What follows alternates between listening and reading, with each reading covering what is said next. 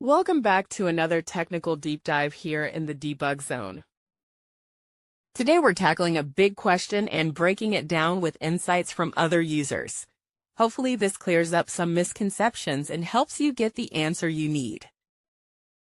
So buckle up, stay a little curious, and let's jump right in.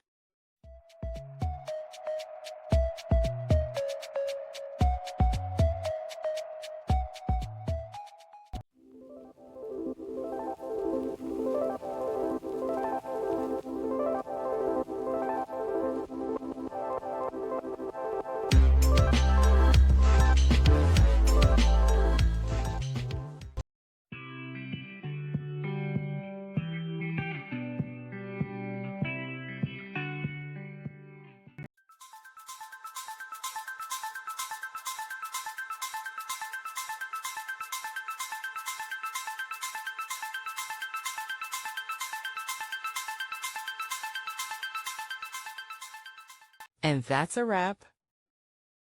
I hope you found the answer you were looking for. If you did, take a second to hit that subscribe button. It really helps out.